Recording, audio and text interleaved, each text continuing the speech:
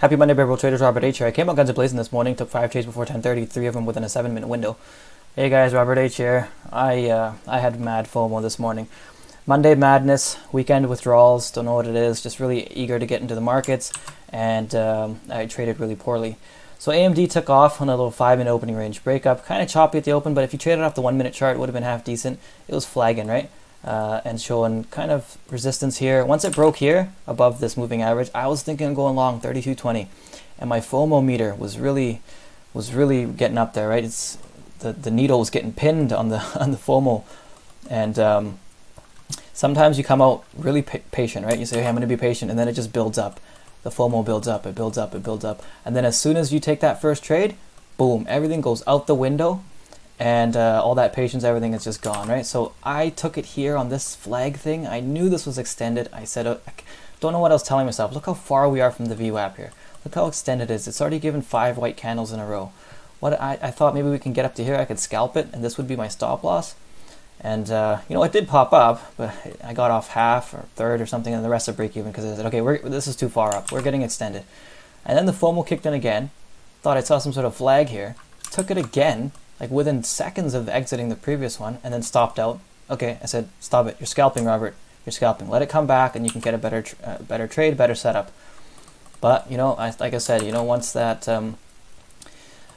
you pop that first trade, the FOMO just takes over, right? This was supposed to be as an ABCD of some sort. Try to get to here. Nope, collapsed, and I stopped out. Took a loser there, and then I started chasing it. So I said, okay, this is obviously going back to VWAP. I should have shorted it here. I should have flipped my position.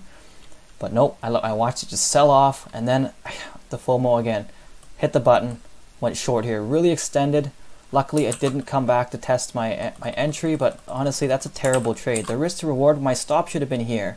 My entry should have been here, and my reward should have been here, right? That's a good 2-to-1. Instead, I got it here. My stop's all the way here. My target's here, this area. That's 1-to-1. This is why entries are so important. And chasing, and why chasing is such a dangerous game, right? You know, I managed to take some off here, down here, during this pullback, and then out before the reversal.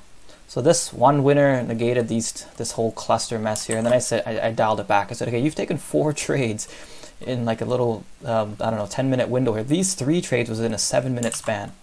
3 trades in 7 minutes, guys. Some days I go an hour and a half before taking a single trade. Like I said, I don't know what got to me. Once you peel that sticker off, it's game's on, right? So anyways, it got back strong here, came up above the VWAP. I think Andrew might have taken the same trade as well, some sort of an ABCD above the VWAP. You know, when things punch through the VWAP, I used to just chase them as soon as they would get through, but now I'm starting to realize sometimes they'll punch through and then they'll do an ABCD either way, right? So if they punch through this way, then they'll come this way.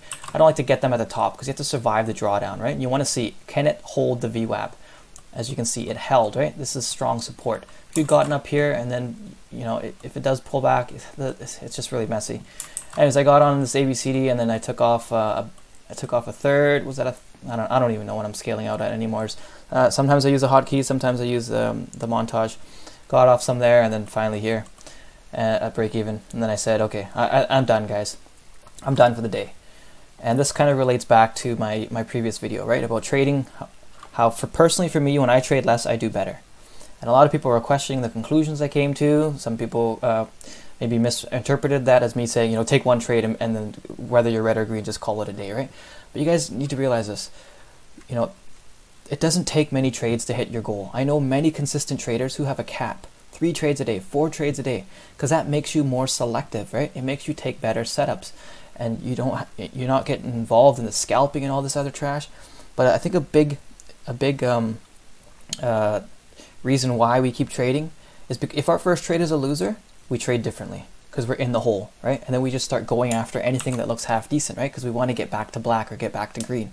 Like I said before, there's some sort of sense of urgency that the market has tick off with your money. And that's not how you should be thinking, because the setups will present themselves if you just wait. It doesn't matter if you're red on the day, right? And another person mentioned about, you know, maybe you should, how could you hit goal with less than 5 trades? Your accuracy must be incredible. No, you don't need to be that accurate to hit goal with 3 or 4 trades, right? 1 small loser, 2 big winners. Norm showed that in his recap today. if you get, and I highly recommend you guys watch Norm's recap today. Really good advice. He talks about consistency first, size after. That's what I'm always preaching, right? Prove it that you can do it with 100 shares before you do it with 1,000 shares. It's that simple. Consistency comes before size.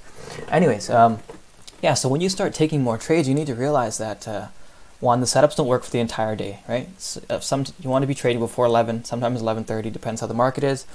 And remember that trading takes a toll on you emotionally and mentally. The more times you're in and out, you're not at 100% anymore. You got to think of it like, you know, your power bar, if some sort of fighting game, it gets depleted. It's getting depleted over time, right? And then at some point, if you've taken 8 trades and you're still minus $20 or just plus $6 or something, something's wrong here. It's either you are not trading correctly, right? If you don't hit it within a certain amount of trades, either you're not trading correctly or the market is not behaving a certain way, right? So just pack it up. What's the point of, you shouldn't trade until you go green. You should not do that. You don't want to have one of those days where you're like, okay, yeah, I'm plus 100 on the day, but my commissions were minus 200. That doesn't make sense. Right? We had some guy email me, said, I think I'm just beginning to be consistently profitable now. Just one problem. My commissions are always greater than my profits. You know, if that's your case, then you're not consistently profitable. You're scalping or you're doing something. I don't know how you could just chew away all your profits over commissions like that. Something's not right with your strategies. So anyways, as you can see, guys, I unloaded a clip today. I went and reloaded and I started firing until my weapon overheated. And I packed it up. So small green day, nothing spectacular. At least it's not a big red day, right? Sorry, long recap, and thanks for watching.